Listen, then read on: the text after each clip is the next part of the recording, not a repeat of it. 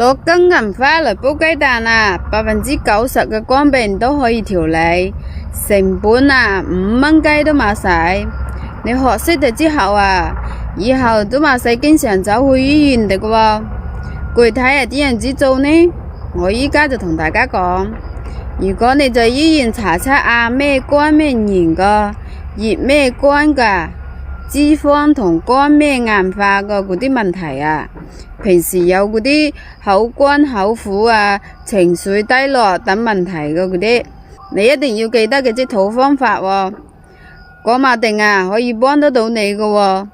在中醫認為啊，好多肝咩病噶，痰濕凝結、經絡淤堵而引發肝出問題噶。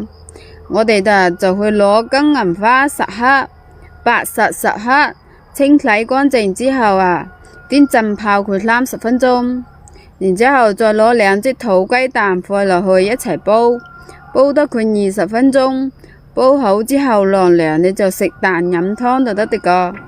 金銀花呢就可以清熱解毒、疏風散熱，白芍呢佢就可以補氣健脾、燥濕利水噶。你記得的嘛？